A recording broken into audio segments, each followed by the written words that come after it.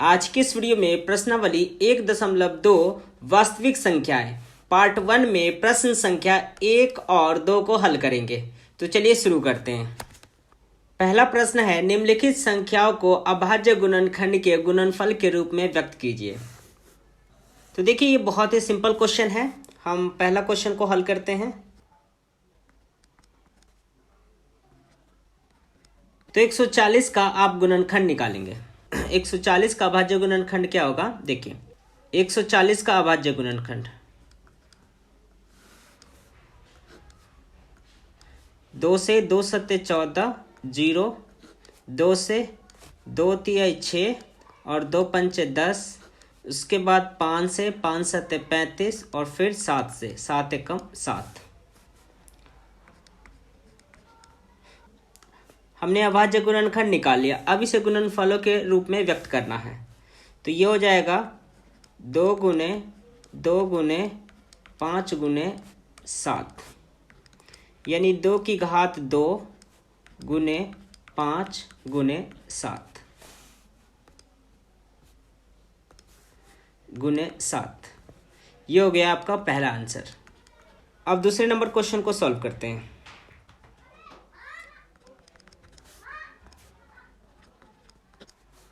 उसके बाद अब 156 का अभाज्य गुणनखंड निकालते हैं।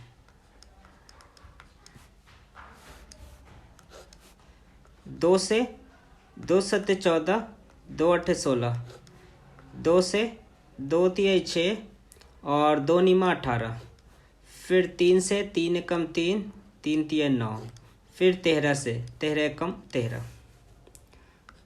तो 156 का अभाज्य गुणनखंड हो जाएंगे 2 गुने 2 गुने 3 गुने 13। तो 2 की घात 2 गुने 3 गुने 13। ये हो गया आपका आंसर।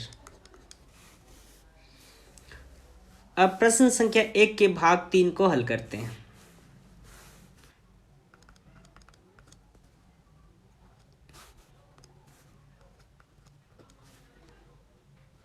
तो 3825 का अभाज्य गुणनखंड निकालेंगे।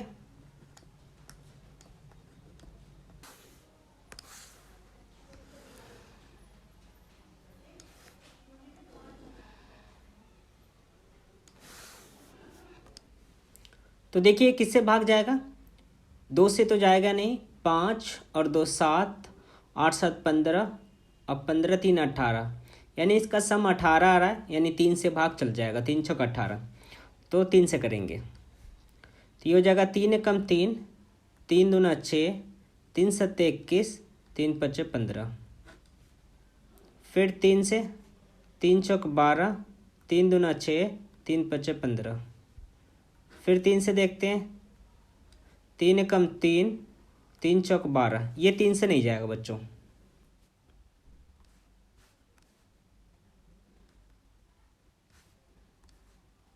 अब 5 से लगाते हैं तो ये हो जाएगा 5 अट्ठे 40 और 5 25, फिर 5 से 5 एकम 5 और 5 सत्ते 35, उसके बाद अब 17 से जाएगा, 17 एकम 17, यानी 3825 का अभाज्य गुणनखंड क्या हो जाएगा।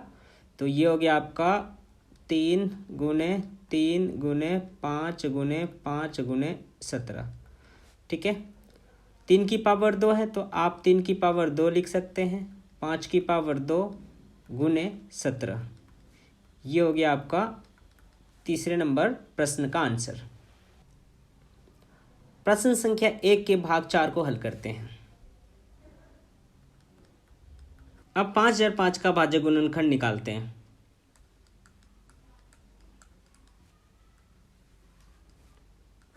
तो देखिए बच्चों, ये 2 से तो जाएगा नहीं, 3 से जाएगा क्या, तो 5 दूना 10 नहीं जाएगा 3 से, तो 4 से तो बिल्कुल नहीं जाएगा। उसके बाद आप 5 से देखते हैं तो ये 5 एकम 5, ये 00 और 5 एकम 5।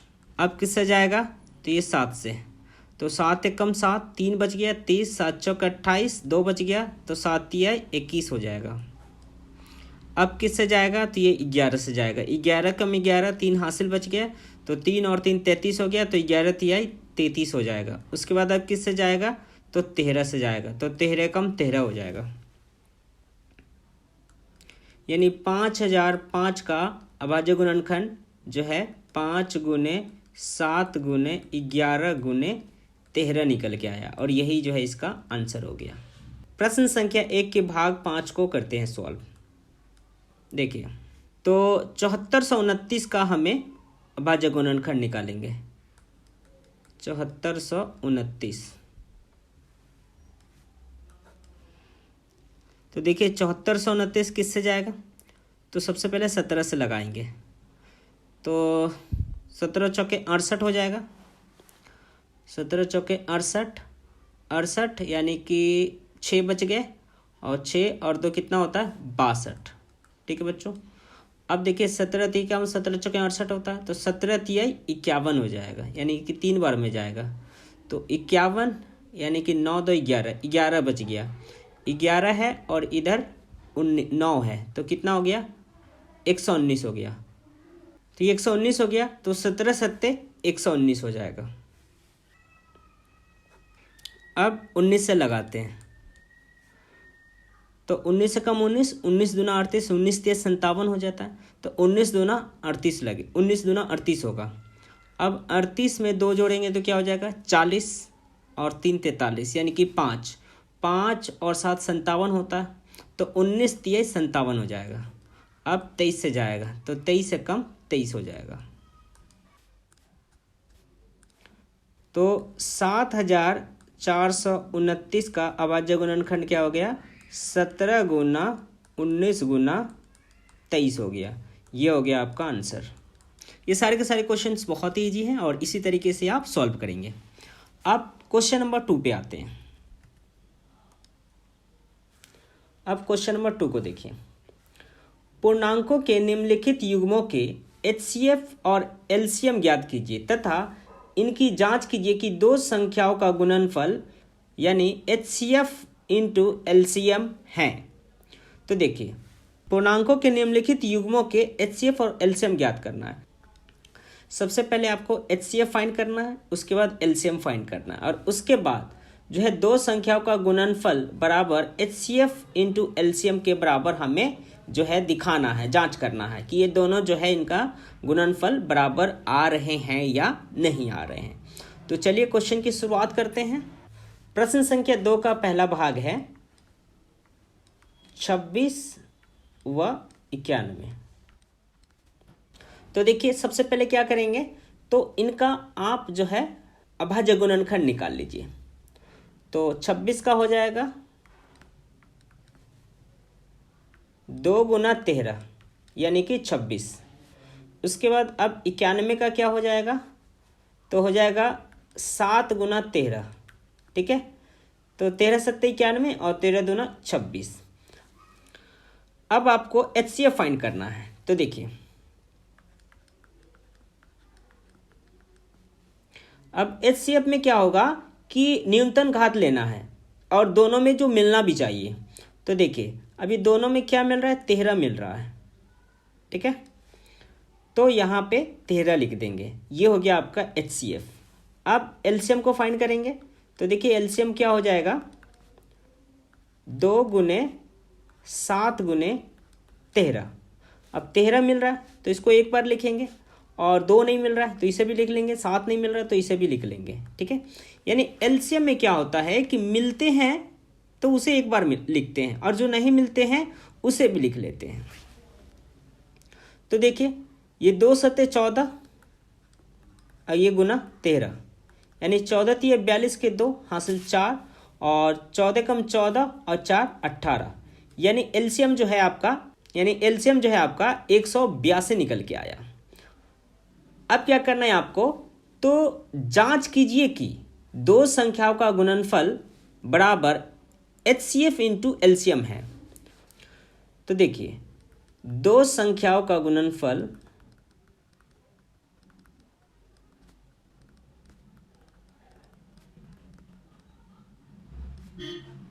बराबर एचसीएफ इंटू एलसीएम। तो देखिए, दो संख्या क्या है, जैसे आपने एलसीएम निकाला या एचसीएफ निकाला, तो यहाँ पे दो संख्या क्या है आपका, एक है 26 और दूसरा है 91। अब इन्हें आप गुणनफल करेंगे यानी कि गुना करेंगे, तो ये हो जाएगा 26 गुने 91। उसके बाद अब HCF कितना निकल के आया, तो HCF जो है आपका ये 13 निकल के आया, तो आप यहाँ पे 13 लिख लेंगे। गुने में LCM, तो LCM कितना निकल के आया, तो LCM जो है 182 निकल के आया, तो आप यहाँ पे 182 लिख लेंगे। अब देखेंगे कि क्या ये दोनों को आपस में गुना करते हैं तो जो है बराबर आ रहे हैं या नहीं, तो चेक करते हैं। तो देखिए अब ये 91 को हम 26 से मल्टीप्लाई करेंगे, तो ये 6 कम 6 और 6 निमा 54। उसके बाद ये 2 एक कम 2 और 2 निमा 18 6। उसके बाद ये क्या हो जाएगा 4 2 6 और 8 5 13 का 3 हासिल 1 और 1 1 2, ये हो गया 2366। तो आप यहाँ पे लिख देंगे 2366। अब इसे चेक करते हैं क्या ये 2366 के बराबर आ रहे हैं। अगर आ रहे हैं तो ये सिद्ध हो जाएगा, नहीं आ रहे हैं तो मतलब ये गलत हो जाएगा। तो चेक करते हैं। देखिए तो देखिए 13 दूना 26 के 6 हासिल 2। उसके बाद 13 अट्ठे 104, तो 104 में 2 को जोड़ेंगे तो क्या हो जाएगा 106। तो 106 का क्या लिखेंगे आप 6 हासिल 10। उसके बाद 13 कम 13 और 13 में 10 जोड़ देंगे तो क्या हो जाएगा 23 हो जाएगा। तो आपने देखा कि दो संख्या का गुणनफल क्या आया 2366 और HCF इंटू LCM का गुणनफल क्या आया 2366। तो कहने का मतलब क्या हो गया कि ये सिद्ध हो गया। तो आप लिखेंगे इस प्रकार दो संख्याओं का गुणनफल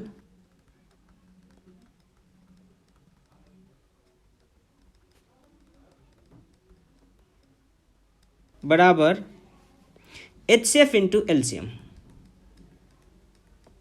HCF इंटू LCM। प्रश्न संख्या 2 के भाग 2 को हल करते हैं। अब भाग 2 है 510 और 92, तो इन दोनों का क्या करते हैं अभाज्य गुणनखंड करते हैं। 510 का 2 से 2 दूना 4 2 पंचे 10 2 पंचे 10, 3 से जाएगा क्या तो 3 अठे 24 और 3 पचे 15। उसके बाद 3 से 3 दूना 6 और 2 25 नहीं जाएगा, फिर 5 से लगाएंगे तो 5 एकम 5 3 बच गया 35 हो गया, तो 5 सत्ते 35। उसके बाद जो है ये 17 से जाएगा 17 एकम 17। अब 92 का कर लेते हैं, 2 से लगाएंगे 2 चौक 8 2 छिंक 12, फिर 2 से 2 दूना 4 2 तिहाई 6। अब 23 से जाएगा 23 से कम 23। तो अब आप क्या करेंगे HCF और LCM ज्ञात करेंगे। 510 बराबर 2 गुने 3 गुने 5 गुने 17। उसके बाद 92 बराबर हो जाएगा 2 गुने 23 गुने 1, ये भी 1 लिख सकते हैं कोई दिक्कत नहीं। अब क्या करेंगे तो अब आप HCF फाइंड करेंगे। तो HCF क्या हो जाएगा आपका, अब HCF में मिल क्या रहा है तो देखिए दोनों में 2 2 मिल रहा है। उसके बाद अब कोई और मिल रहा है क्या, नहीं, तो HCF हो जाएगा आपका 2। अब LCM को देखिए, तो LCM क्या हो जाएगा, ये देखिए 2 मिल रहा है तो इसे एक बार लिखेंगे। उसके बाद ये 2 भी लिख लेंगे। उसके बाद देखिए 3 भी लिख लेंगे और फिर 5 लिखेंगे। उसके बाद 17 लिखेंगे और उसके बाद फिर 23 लिखेंगे। तो ये हो जाएगा आपका LCM। तो 2 दूना 4, ठीक है, 4 तिये 12, 12 पंचे 60। उसके बाद 17 तिये 51 का 1 हासिल 5 17 दूना 34 और 34 में 5 को जोड़ देंगे तो 39 हो जाएगा। अब क्या हो जाएगा, तो ये 0 यानी कि 6 कम 6 और 6 निमा 54 का 4 हासिल 5। उसके बाद 6 त्रिक 18, 18 में 5 जोड़ देंगे तो 23 हो जाएगा। अब आपको जांच करना है दो संख्याओं का गुणनफल बराबर HCF गुना LCM। दो संख्याओं का गुणनफल यानी AB multiply HCF multiply LCM। अब ये इसे आपको जांच करना है, इन दोनों को क्या करना है, बराबर लाना है। तो दोनों संख्या लिख लेते हैं A और B। तो A कितना है आपका 510, तो 510 और B है 92 बराबर। अब HCF कितना निकल के आया बच्चों, तो HCF जो है आपका 2 निकल के आया, तो आप यहाँ पे 2 लिख लेंगे। उसके बाद अब LCM कितना निकल के आया, तो LCM जो है 23,460 निकल के आया, तो आप यहाँ पे 23,460 लिख लेंगे। अब क्या करेंगे, तो इन दोनों को मल्टीप्लाई करेंगे। तो देखिए 510 में 92 से मल्टीप्लाई करेंगे तो ये 0 2 2 पंचे 10। उसके बाद ये 0 9 एकम 9 और 9 पचे 45, 0 2 9 6 4, ये हो गया आपका 46,600, ये हो गया आपका 46,920। तो आप यहाँ पे लिख लेंगे 46,920। अब आप इसे चेक करेंगे तो क्या हो जाएगा, देखिए 2 को 0 से करेंगे तो 0 हो जाएगा, 2 छिंग 12 का 2 हासिल 1 और 2 चौक 8 और 1 9, 2 तिहाई 6 और 2 दूना 4। तो देखिए 46,920 और 46,920 यानी ये दोनों जो है बराबर आ रहे हैं, यानी कि दो संख्याओं का गुणनफल बराबर HCF और LCM का गुणनफल के बराबर आ रहे हैं। ठीक है, तो ये जो है इस प्रकार से ये जांच हो चुका है। अब हम भाग 3 को हल करते हैं। अब भाग 3 है आपका 336 और 54 का जो है सॉल्यूशन करना है। तो देखिए तो 336, अब इसका हम अभाज्य गुणनखंड करते हैं। तो 2 से 2 एकम 2, 2 छिंग 12 और 2 अट्ठे 16, 2 से 2 अट्ठे 16, 2 चौक 8, 2 से 2 चौक 8, 2 दूना 4, 2 से 2 दूना 4, 2 एकम 2। उसके बाद 3 से 3 सत्ते 21, फिर 7 से 7 एकम 7। अब 54 में करते हैं। तो 2 से 2 दूना 4, 2 सत्ते 14, फिर 3 से 3 निमा 27, फिर 3 से 3 तिया 9, उसके बाद फिर 3 से तो 3 एकम 3। तो देखिए 336 का भाज्य गुणनखंड क्या हो गया, 2 गुने 2 गुने 2 गुने 2 गुने 3 गुने 7। ठीक है, तो आप इसे इस प्रकार लिख लेंगे 2 की पावर 4 गुने उसके बाद 3 गुने 7। अब 54 का देखिए, तो 54 में कितना है 2, यानी 2 गुने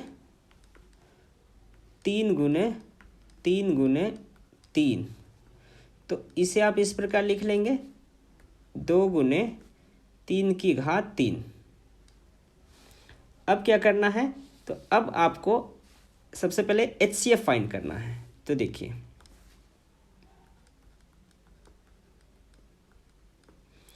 तो HCF फाइंड करने के लिए क्या करेंगे, आपको सबसे पहले न्यूनतम घात लेना है।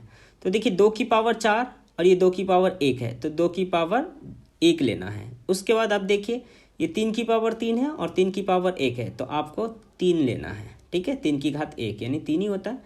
तो HCF जो है आपका कितना निकल के आया, 6 निकल के आया। अब आपको LCM फाइंड करना है। तो देखिए अब एलसीएम में आपको मैक्सिमम घात लेना है, तो 2 की पावर 4 है, 2 की पावर 1 है, यानी कि 2 की पावर 4 लेंगे गुना, उसके बाद 3 की घात 1 और 3 की घात 3, तो 3 की घात 3 लेना है आपको।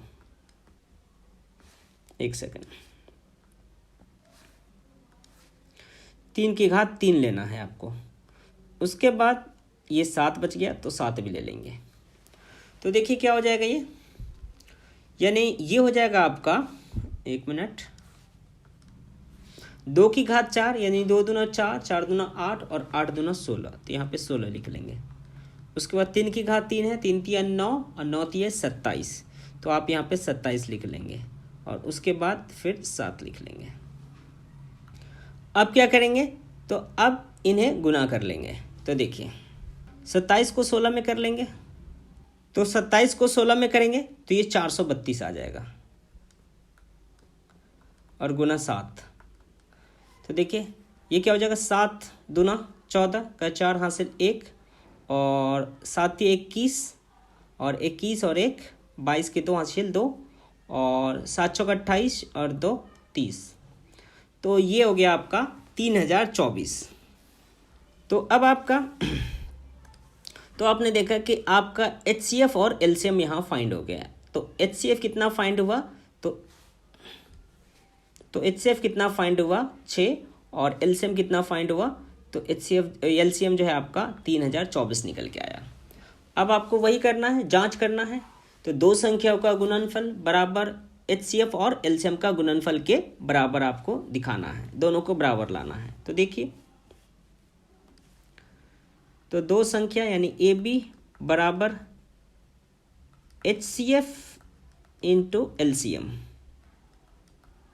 यानी दो संख्या का गुणनफल बराबर HCF और LCM का गुणनफल के बराबर है या नहीं, ये दिखाना है। अगर है तो ठीक है और नहीं है तो फिर गलत है। तो देखिए अब दो संख्या कौन कौन से हैं, यानी कि A और B, 336, तो 336 लिखेंगे A और B है 54। उसके बाद HCF कितना निकल के आया, तो 6 निकल के आया और LCM कितना निकल के आया, तो 3024 निकल के आया। ठीक है बच्चों, तो देखिए,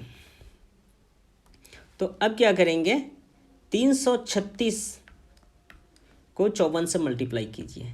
देखिए 6 चौक 24 के 4 हासिल 2 और 4 तिये 12, 12 2 14 के 4 हासिल 1 और 4 तिये 12 और 1 13, फिर 5 छक 30 के 0 हासिल 3, 5 तिये 15, 15 3 18 के 8 हासिल 1 और 3 5 15 और 1 16, तो ये हो गया आपका 4 4 और 8 3 11 का 1 हासिल 1 और ये हो गया आपका 6 1 7 और 1 8 और 1, तो ये निकल के आया आपका 181 44। अब देखते हैं क्या ये 6 गुना 3024 ये 181 आता है। अगर आता है तो ये सिद्ध हो गया।